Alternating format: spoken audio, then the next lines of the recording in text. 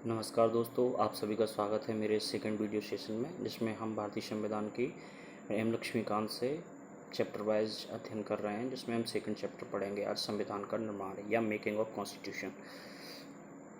अब जैसा कि पिछले अध्याय में हम ये तो देख ही चुके हैं कि आखिर संवैधानिक विकास कैसे हुआ और संविधान अपनी वर्तमान स्थिति में, जिसमें कि हम आज उसे देख रहे हैं या जिससे हम गवर्न हो रहे हैं, उस परिस्थिति में कैसे आया, तो उसके हिस्टोरिकल बैकग्राउंड या एवोल्यूशन को अब हम पहले अध्याय में अध्ययन कर चुके हैं। अब एवोल्यूशन का तो अध्ययन हो चुका है, किंतु अब हम ये देखेंगे कि उसे आखिर वो जो इवॉल्व होकर सामने आया वो तो हमारे सामने है, किंतु अब जो वर्तमान संविधान का निर्माण हुआ वो आखिर कैसे हुआ। तो संविधान के निर्माण के लिए तो यहाँ सबसे पहले हम देख रहे थे पॉइंट ऑफ रेफरेंस, जो कि हमें इस लेसन के अंतर्गत क्या क्या पढ़ना है, जिसमें सबसे पहले हम देखेंगे कि संविधान सभा की मांग। तो संविधान सभा की मांग कैसे चालू हुई, इसके बारे में हमें देखना है कि क्योंकि संविधान कोई ऐसा जैसे एक प्रोसीजर की तरह एक मीटिंगों में आपसी विचार विमर्श से, क्योंकि भारत जैसा कि हम सभी जानते हैं, भारत बहुत सारी भाषाओं, धर्मों, रीति रिवाजों और विभिन्न प्रजातीय क्षेत्र, जैसे कि हम देखते हैं कि द्रविड़ अलग हैं नॉर्थ में और नॉर्थ ईस्ट रीजन में अलग है, तो अलग अलग प्रजाति विविधताओं वाला देश है। तो इन सारी प्रजाति विविधताओं को एक लिटरेचर के अंतर्गत लाना, ये भी एक बहुत बड़ा टफ काम हो जाता है, क्योंकि सबकी प्रैक्टिसेस अलग अलग हैं, सबके रीति रिवाज, मानने के तरीके। तो किसी को भी यदि कोई एक यूनिलेटरली कोई एक व्यक्ति अगर बैठे तो वो कभी इन सभी का सामंजस्य नहीं कर पाएगा। तो इसके लिए कोशिश ये की गई कि कोई एक सेटअप तैयार किया जाए जिसमें सब लोगों का क्या हो, रिप्रेजेंटेशन हो, और सब लोगों का एक कॉमन मिनिमम प्रोग्राम बना लिया जाए। मतलब वो न्यूनतम बिंदु इकट्ठे कर लिए जाएं जिन पर सब लोग सहमत हों और जिससे हमारी सरकार आगे चलाई जा सके। बाकी सारे जिनके निजी नियम हैं, जिनसे उन्हें अपने आप को बांधे रखना है, धार्मिक नियम वगैरह, उन्हें वो अपने हिसाब से एडजस्ट करते रहेंगे। हम केवल प्रशासनिक नियमों और जैसे कि न्यायपालिका और कार्यपालिका और विधायिका को कैसे कैसे काम करना है, ये सब हम इसमें संविधान में शामिल करेंगे। तो उसके लिए सभी लोग मिलकर डिस्कस कर लें कि ये सब हमें कैसे करना है। तो उस संविधान सभा की मांग कहाँ से चालू हुई, पहले हम इसे देखेंगे। फिर दूसरा देखेंगे अपन संविधान सभा का गठन। चलो मांग हो गई, मांग को एक्सेप्ट कर लिया गया, फिर उसका गठन कैसे हुआ, गठन में क्या क्या चीज़ें उसमें इंक्लूड की गई, कहाँ कहाँ से रिप्रेजेंटेटिव लिए गए और किस किस को कैसे कैसे शामिल किया गया, ये देखेंगे संविधान सभा के गठन में। तीसरा है संविधान सभा की कार्यप्रणाली। उस जो संविधान सभा का गठन हो गया, उस संविधान सभा ने कैसे काम किया, उसकी कार्यप्रणाली क्या थी और उसके अंतर्गत कौन कौन सी समितियां बनी, जिन्होंने क्या क्या काम किया, उनका योगदान देखेंगे। और फिर देखेंगे कब हमारा संविधान इन्फोर्स में आया, और उसके बाद में कुछ उसके महत्वपूर्ण तथ्य जो कि पीसीएस एग्ज़ाम में वन लाइनर में पूछ लिए जाते हैं, उन सब का हम देखने वाले हैं। तो सबसे पहले देख रहे हैं संविधान सभा की मांग। संविधान सभा की मांग, तो सबसे पहले संविधान सभा की मांग रखी थी 1934 में एम एन राय के द्वारा गया। जैसे ही 1934 में एम एन राय ने इसे रखा, उसके बाद 1935 में भारतीय राष्ट्रीय कांग्रेस ने आधिकारिक रूप से कह दिया कि हमें एक संविधान सभा चाहिए जो कि हमारे लिए, भारत के लिए संविधान का निर्माण करेगी, और इस मांग को भारतीय राष्ट्रीय कांग्रेस ने अपनी ऑफिशियल मांग बना लिया, जो कि 1934 में एम एन राय द्वारा की गई। इसके बाद क्या होता है, 1938 में जवाहरलाल नेहरू जी ने यह कहा कि स्वतंत्र भारत के भविष्य के लिए जो संविधान निर्माण होगा, उसमें जो संविधान सभा का निर्माण होगा वो भारतीय वयस्क मताधिकार के आधार पर चुनी जाएगी, और वही लोग जो वयस्क मताधिकार से चुनकर आएंगे वही हमारी संविधान सभा में बैठेंगे। ऐसा 1938 में किसने कहा, जवाहरलाल नेहरू ने। इसके बाद इस सारी मांगों को 1940 में ब्रिटेन द्वारा अगस्त प्रस्ताव के रूप में स्वीकार कर लिया कि हाँ, हम तुम्हारे संविधान के निर्माण के लिए एक संविधान सभा का सेटअप तैयार करेंगे, और उसमें जैसा कि आप कह रहे हैं वयस्क मताधिकार से चुने हुए लोग उसके हिस्सेदार होंगे, तो हम उसे मानने के लिए तैयार हैं। ऐसा स्वीकार किया गया ब्रिटेन द्वारा 1944 के अगस्त प्रस्ताव में। फिर 1942 में स्टेफोर्ड क्रिप्स की अध्यक्षता में एक कमीशन आया, जिसके द्वारा संविधान सभा के निर्माण के लिए प्रस्ताव भेजा, जिससे क्या किया, मुस्लिम लीग ने अस्वीकार कर दिया, क्योंकि तब तक मुस्लिम लीग इस पॉइंट पर अड़ गई थी, या मान लो उन्होंने अपना पूरा मन बना लिया था कि वो अपने लिए एक स्वतंत्र संविधान सभा की मांग करने लग गए थे। तो इस आधार पर स्टेफोर्ड क्रिप्स में सन जो 1942 में आया उसे खारिज कर दिया गया। अब 1946 में कैबिनेट मिशन आया। इसने संविधान सभा के निर्माण की प्रक्रिया को सभी दलों द्वारा स्वीकार कर लिया गया कि अब मजबूरी हो गई थी, बहुत ज़्यादा समस्या आने लगी थी।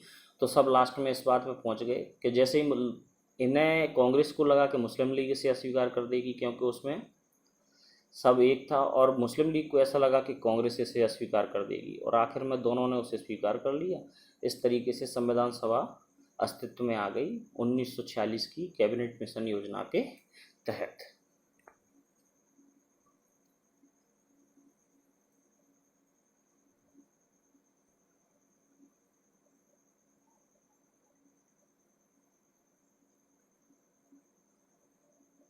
संविधान सभा का गठन देखेंगे अब हमने ये तो देख ही लिया है संविधान सभा की मांग कैसे से कैसे चालू हुई। संविधान सभा की वो मांग में हम सबसे पहले 1934 में एम एन राय, उसके बाद 1935 में भारतीय राष्ट्रीय कांग्रेस की ऑफिशियल मांग हो गई। इसके बाद 1938 में जवाहरलाल नेहरू ने कहा कि बस मताधिकार से चुने लोग ही संविधान सभा के भाग होंगे, और 1940 के अगस्त प्रस्ताव में ब्रिटेन ने इसे स्वीकार कर लिया। 1942 के क्रिप्स मिशन को मुस्लिम लीग द्वारा अस्वीकार कर दिया। इसके बाद 1946 के कैबिनेट मिशन योजना पर लगभग दोनों लोग सहमत हो गए थे। ये संविधान सभा की मांग की प्रोसेस हो गई, और 1946 में कैबिनेट मिशन योजना के तहत अब संविधान सभा का गठन हम यहाँ पे देखने वाले हैं। तो संविधान सभा के गठन में सबसे पहले क्या हुआ, कैबिनेट मिशन के तहत 1940 में गठन। इसमें क्या हुआ था, 296 सदस्य कुल आने थे ब्रिटिश भारत से, जिसमें से 292 थे गवर्नर के प्रांतों से, जो 11 गवर्नर के प्रांत से, और 4 मुख्य आयुक्त के। जैसे कि अपन वर्तमान में केंद्र शासित प्रदेश देखते हैं, वैसे ही उस समय कुछ मुख्य आयुक्त के क्षेत्र थे, तो 4 वहाँ से आने थे। इस तरीके से 296 तो ब्रिटिश भारत से आने थे, और 93 सदस्य आने थे देसी रियासतों से। इसमें जो 296 हैं उनमें से उनको कैसे किया गया, तो उनका ये था कि प्रत्येक 10 लाख पर एक सीट आरक्षित की गई थी। ब्रिटिश प्रांतों को आवंटित सीटों का आवंटन किन किन 3 वर्गों में किया गया था, मुस्लिम, सिख और सामान्य। ठीक है, और चुनाव हुआ था चुनाव समानुपातिक प्रतिनिधित्व की एकल संक्रमणीय मत पद्धति के आधार पर किए गए थे। इस मत पद्धति को हम राष्ट्रपति चुनाव जब पढ़ेंगे तब उसमें बहुत अच्छे से डिटेल में पढ़ लेंगे। इसमें क्या होता है, एक सूचीगत प्रणाली होती है, इसमें लोगों को प्रेफरेंस देने होते हैं। तो इस आधार पर जनता के अनुसार जितनी जनता है उसमें सारी जनताओं का रिप्रेजेंटेशन सुनिश्चित हो जाता है।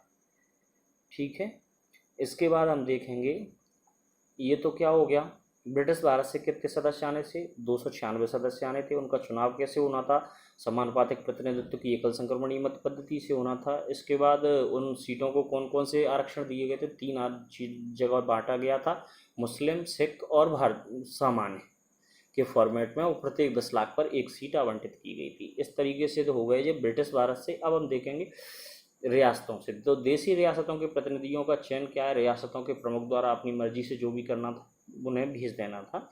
और संविधान सभा के लिए जो ऊपर ब्रिटिश भारत के लिए जो हमें चुनाव थे वो हुए जुलाई और अगस्त 1946 में थे, जिसमें 208 सीटें कांग्रेस की और 73 मुस्लिम लीग की सीटें आई थी, और शेष 15 स्वतंत्र दलों की सीटें आई थी। और इन आधार पर जब मुस्लिम लीग को लगा कि हमारे पास बहुत कम सीटें हैं, हमारा रिप्रेजेंटेशन नहीं हो रहा है, तो वो फिर से उन्होंने इस संविधान सभा का बहिष्कार कर दिया और अपने लिए नए संविधान सभा के गठन का प्रस्ताव रख दिया था कि हम इसमें शामिल नहीं हैं।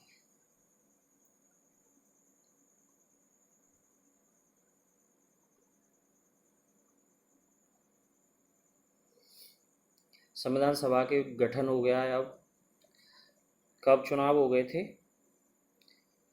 संविधान सभा के चुनाव कब हो गए थे, चुनाव हो गए थे जुलाई और अगस्त 1946 में। अब जुलाई और अगस्त 1946 में संविधान सभा के गठन के लिए चुनाव हो गए हैं, और संविधान सभा की अब कार्यप्रणाली देखेंगे। तो सबसे पहले संविधान सभा की मीटिंग हुई 9 दिसंबर 1946 को।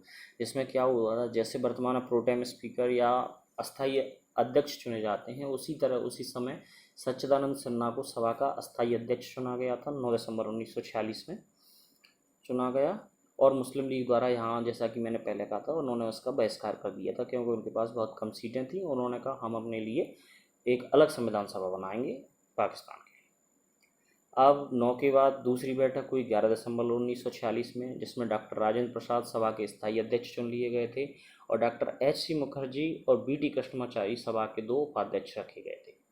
तीसरी बैठक हुई 13 दिसंबर 1946 को। 13 दिसंबर 1946 में पंडित नेहरू द्वारा उद्देश्य प्रस्ताव, जो कि बाद में उद्देशिका बना हमारे संविधान की, उसे पढ़ा गया 13 दिसंबर 1946 को, जिसे 22 जनवरी 1947 में सर्वसम्मति से स्वीकार करके उद्देशिका के रूप में स्वीकार कर लिया गया कि अब हम इस उद्देशिका को रोल मॉडल रखते हुए अपने संविधान की रचना करेंगे। ठीक है। अब जैसे ही ये सब हो रहा है, 13 दिसंबर 1946 को जो हो गया, 22 जनवरी 1947 को उद्देशिका को स्वीकार कर लिया गया। वैसे ही क्या होता है, अब हम चूँकि 1947 में आ गए, 22 जनवरी 1947 हो गए, 15 अगस्त 1947 को भारतीय स्वतंत्रता अधिनियम पारित हो गया या इन्फोर्स में आया, लागू हुआ।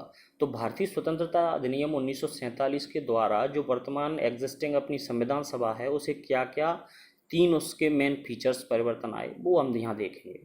तो क्या हुआ, 15 अगस्त 1947 के भारतीय स्वतंत्रता अधिनियम 1947 से क्या हो गया, संविधान सभा को पूरी तरह संप्रभु बना दिया गया कि वो अपने निर्णय लेने में पूर्णतः स्वतंत्र है, उस पर किसी का कोई अधिकार नहीं है, ब्रिटेन का ना किसी और निकाय का, अब वो खुद में संप्रभु हैं। संविधान सभा की को क्या किया, संविधान सभा तो है ही, साथ में इसे क्या करना है, एक विधायिका के रूप में भी काम करना है।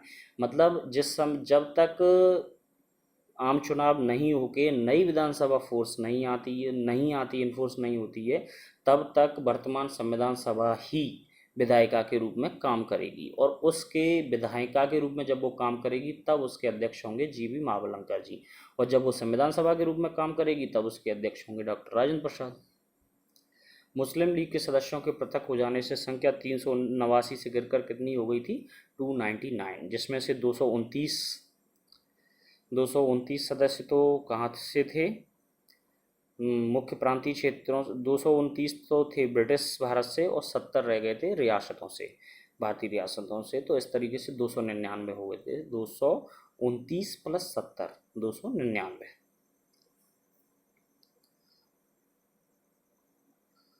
अब संविधान सभा की समितियां देख लेते हैं। यहाँ पर संविधान सभा में कौन कौन सी समितियां रही, इन्होंने क्या क्या काम किए। तो इसमें बड़ी समितियां हैं वो हैं 8। यहाँ पे हम उन 8 को देख रहे हैं। तो सबसे पहले आप यहाँ देखिए संघ शक्ति संघ। तो संघ को जो पावर देगी, एम्पावर करेगी, वो संघ शक्ति समिति के अध्यक्ष कौन थे, JL नेहरू। संघीय संविधान की समिति, मतलब संघ की शक्ति और संघ को संविधान, संघ का क्या संविधान रहेगा उस सबको कौन देख रहे थे, JL नेहरू। तो संघ शक्ति समिति, संघीय संविधान समिति 2 JL नेहरू के पास, एक और थी JL नेहरू के पास। उसमें बहुत कन्फ्यूजन रहता है, क्या है कि हम पढ़ लेते हैं प्रांतीय संविधान समिति, तो अपन सीधा याद रख लेते हैं प्रांतों के लिए समिति, तो सरदार पटेल रखते हैं, नहीं। लेकिन क्या था, राज्यों के लिए एक समिति, जो कि राज्यों में समझौता कराने के लिए बनी थी, उसके थे डॉक्टर JL नेहरू जी। इसके बाद जो प्रांतों के लिए संविधान बनना था, उस प्रांतीय संविधान समिति के अध्यक्ष थे डॉक्टर सरदार पटेल। इसके बाद सरदार पटेल को एक और समिति दी, जिसकी 5 उप समितियाँ रहीं। 5वें नंबर ये मौलिक अधिकार, अल्पसंख्यक, जनजातीय तथा बहिष्कृत क्षेत्रों के लिए सलाहकार समिति बनी थी, उसके अध्यक्ष थे सरदार पटेल। इसकी 5 उप समितियाँ थीं, जो उनके अलग अलग अध्यक्ष रखे गए थे उनके द्वारा। तो उन्हें चाहें तो यहाँ पे आप देख सकते हैं, अन्यथा रहने दीजिए। इसके बाद चलते हैं प्रारूप समिति। जैसा कि हम सब लोग जानते हैं, प्रारूप समिति के अध्यक्ष तो डॉक्टर BR अम्बेडकर रहे। और अब यहाँ पे 2 चीज़ें और, प्रक्रिया नियम समिति, मतलब प्रोसीजर रूल, प्रिसाइडिंग रूल। तो प्रिसाइडिंग ऑफिसर उस समय कौन थे, डॉक्टर राजेंद्र प्रसाद। तो बस प्रक्रिया नियम समिति के अध्यक्ष डॉक्टर राजेंद्र प्रसाद रहेंगे। और उस कार्यक्रम का संचालन भी कौन देखेगा, राजेंद्र प्रसाद, तो वो भी अध्यक्ष राजेंद्र प्रसाद रहेंगे। तो हम इसे ऐसे याद कर लेते हैं, संघ के लिए दोनों समितियां, संघ की शक्ति और संघीय संविधान, दोनों JL नेहरू। इसके बाद प्रांतों के लिए एक समिति, जिसमें प्रांतों का समझौता करवाने के लिए था, उसके JL नेहरू रहे। लेकिन प्रांतीय संविधान समिति थी, उसके अध्यक्ष थे सरदार पटेल। सरदार पटेल के पास एक और मौलिक अधिकार, अल्पसंख्यक, जनजाति, बहिष्कृत क्षेत्र, इन सब पे जो सलाहकारी समिति बनी, उसके सरदार पटेल थे। और प्रारूप समिति डॉक्टर BR अम्बेडकर, प्रक्रिया नियम समिति और कार्य संचालन समिति डॉक्टर राजेंद्र प्रसाद की। इसके बाद अन्य छोटी 13 समितियां थी, इन्हें हम नहीं देख रहे हैं यहाँ पे। उन्हें आप में कुछ ज़्यादा इच्छा जागृत हो जाए तो आप अपने हिसाब से देख सकते हैं। इसके बाद हम सबसे महत्वपूर्ण जो समिति थी वो थी कौन सी, प्रारूप समिति। तो प्रारूप समिति को हम यहाँ पे देखेंगे, उसकी गठन व्यवस्था। प्रारूप समिति का गठन हो गया था 29 अगस्त 1947। जैसा कि हम देख रहे हैं 15 अगस्त 1947 में भारत स्वतंत्रता अधिनियम पारित हो गया, इनफोर्स हो गया। पारित क्या, इनफोर्स हो गया, मतलब लागू हो गया था 15 अगस्त 1947 को, भारत आज़ाद हो गया। उसके बाद 29 अगस्त 1947 को प्रारूप समिति का गठन कर दिया गया, जिसकी सदस्य संख्या, यहाँ पे ये सारी चीज़ें महत्वपूर्ण हो जाती हैं।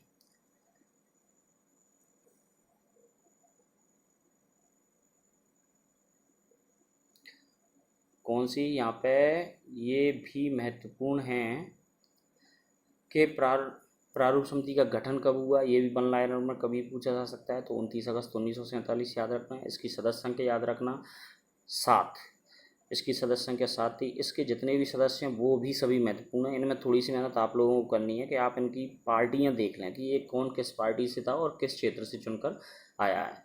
जैसे डॉक्टर BR अम्बेडकर, तो आप सबको पता ही है। इसके बाद इन्हें याद करने के लिए मैं एक तरीका अपनाता था, ये सारे जिनके बीच में देखो, गोपाल स्वामी अयंगार, कृष्ण स्वामी अय्यर, KM मुंशी, इनका नाम था कन्हैया M मुंशी, सैयद मोहम्मद सादुल्ला, फिर में माधव और फिर कृष्णमाचारी, TT कृष्णमाचारी। तो हम इन सबको ऐसे याद कर लेते हैं। ये सारे क्या है, भगवान कृष्ण के लगभग वो थे, पर्यायवाची हैं लगभग सबके बीच में। तो मैंने ऐसे याद कर लेता था, गोपाल, कृष्ण, कन्हैया, मोहम्मद, माधव, कृष्णा। एक ये सैयद मोहम्मद सादुल्ला हैं जो बीच में आते हैं, तो उन्हें जैसे एज इट इज उनके बीच का मोहम्मद नाम रख लिया, और बाकी सारे आ जाएंगे गोपाल, कृष्ण, कन्हैया, मोहम्मद, माधव, कृष्णा, TT कृष्णमाचारी। इस तरीके से जो आप सातों को याद कर लेंगे। इस समिति द्वारा पहला प्रारूप है जो 1948 में, और दूसरा इसे सुधार करके एक पहला फरवरी 1948 में, दूसरा अक्टूबर 1948 में प्रस्तुत किया गया था 1948 में। और प्रारूप बनाने के लिए इस समिति ने 141 बैठकें की थी।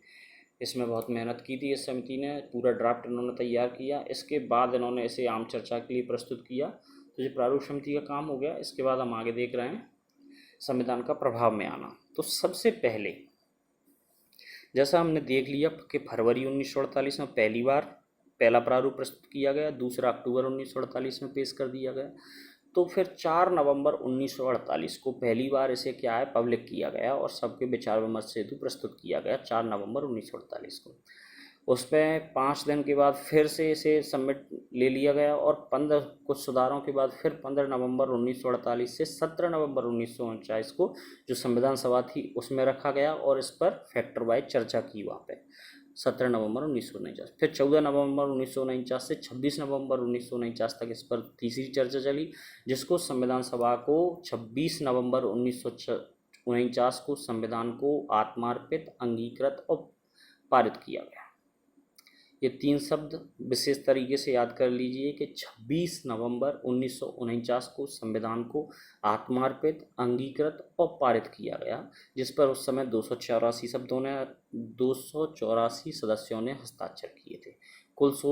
कुल सदस्य कितने थे संविधान सभा में? 299, 270 प्लस 29, नहीं 229, एक मिनट में क्यों 229 प्लस 70, 279, 229 प्लस 70, इस तरीके से 299 सदस्य थे, जिसमें से 284 ने जिस समय वह पारित हुआ 26 नवंबर 1949 को तो संविधान पर दस्तखत किए। 26 नवंबर 1949 को संविधान में प्रस्तावना, जब समय क्या क्या था, कंसिस्ट क्या थे उसके, तो उसमें प्रस्तावना थी, 395 अनुच्छेद थे और 8 अनुसूचियाँ थी। ठीक है, प्रस्तावना को पूरा संविधान लागू होने के बाद लागू किया गया था। इसके बाद हम देखेंगे 26 नवंबर 1949 को, जिस दिन इसे आत्मार्पित, अंगीकृत और पारित किया गया, उसी दिन क्या किया गया था, नागरिकता, निर्वाचन, तदर्थ संसद, एडॉक संसद के रूप में संविधान सभा काम करेगी ये, और अस्थायी व संक्रमणकालीन उपबंध जो कि हम पढ़ते हैं राष्ट्रपति शासन वगैरह, वो अस्थायी संक्रमणकालीन उपबंध ये स्वतः ही लागू हो गए थे 26 नवंबर 1949 से। तो कौन कौन से? नागरिकता, निर्वाचन, अस्थायी तदर्थ संसद और अस्थायी एवं संक्रमणकालीन उपबंध, इन्हें 26 नवंबर 1949 और कुछ अन्य थे, इन्हें 26 नवंबर 1949 से लागू मान लिया गया, और शेष संविधान हमने 26 जनवरी 1950 से लागू किया। और जिस दिन से संविधान शुरू हुआ मतलब लागू हुआ उसी दिन से संविधान की शुरुआत के साथ ही भारतीय स्वतंत्रता अधिनियम 1947 जो कि अंग्रेजों द्वारा लाया गया था। भारतीय स्वतंत्रता अधिनियम 1947, भारत शासन अधिनियम 1935 को समाप्त कर दिया गया। केवल हालांकि एक कौन सा था, एबॉलिशन ऑफ प्रेविडेंशियल ज्यूरिडिक्शन एक्ट 1949 को लागू रखा। तो ये क्या था, 1949 में प्रिवी काउंसिल का जो रूल था मतलब जो ज्यूरिडिक्शन थी इंडिया में उसे पहले ही समाप्त कर दिया गया था, तो इस वाले को लागू रखा। जबकि भारत स्वतंत्रता अधिनियम 1947, भारतीय शासन अधिनियम 1935 को समाप्त कर दिया गया जिस दिन से हमारा संविधान लागू हुआ उस दिन से। इसमें महत्वपूर्ण तथ्य देखें हम तो महत्वपूर्ण तथ्य वो हैं जो मतलब एक तरीके के रोचक तथ्य बोल सकते हैं या फिर जिन्हें याद रखना है और रट लेना है बस, जो उसके लिए ना कोई फैक्ट हैं बस सीधे के सीधे। तो जैसे कि संविधान सभा द्वारा हाथी का चिन्ह प्रतीक या मुहर के रूप में इस्तेमाल किया गया था। सर BN राव को संविधान सभा के लिए संवैधानिक सलाहकार, BN राव क्या थे, संवैधानिक सलाहकार थे, कानूनी सलाहकार नियुक्त किया गया था। HBR अयंगर हैं, वो संविधान सभा के सचिव नियुक्त किए गए थे। LN मुखर्जी संविधान सभा के चीफ ड्राफ्टमैन, ये ड्राफ्टमैन मतलब जो संविधान सभा चलती थी उसकी प्रोसीडिंग को ड्राफ्ट बनाते थे, तो ये कौन थे, LN मुखर्जी संविधान सभा के चीफ ड्राफ्टमैन नियुक्त किए गए। प्रेम बिहारी नारायण रायजादा, ये क्या थे, भारतीय संविधान के प्रमुख सुलेखक, ये कैलियोग्राफर थे, इन्होंने अपनी सुंदर राइटिंग में उसे लिखा। प्रेम बिहारी नारायण रायजादा जिन्होंने भारतीय संविधान को अपनी राइटिंग से लिखा। मूल संस्करण का सौंदर्यीकरण शांति निकेतन के कलाकारों द्वारा, क्योंकि शांति निकेतन कला का ही विद्यालय था, वहाँ के जो शांति निकेतन के कलाकार थे जिनमें नंदलाल बोस और व्यूअर राम मनोहर सिन्हा थे शामिल थे, उन्होंने मूल संस्करण का सौंदर्यीकरण किया। मूल संविधान के हिंदी संस्करण का सुलेखन किसने किया है, उसी समय एक हिंदी वर्जन भी बनवा लिया गया था जिसका सुलेखन किया था बसंत कृष्ण वैद्य द्वारा और जिसका सुंदरीकरण भी नंदलाल बोस द्वारा किया गया। जबकि मूल कॉपी किसके द्वारा लिखी गई थी, प्रेम बिहारी नारायण रायजादा द्वारा और हिंदी वाली बसंत कृष्ण वैद्य द्वारा। और दोनों पे सौंदर्यीकरण तो उन्होंने किया, शांति निकेतन से नंदलाल बोस और व्यूअर राम मनोहर सिन्हा। इसके साथ कुछ हमारा ये संविधान का निर्माण का ये चैप्टर समाप्त होता है। इस सेशन के लिए आप सभी का बहुत बहुत धन्यवाद। Thank you.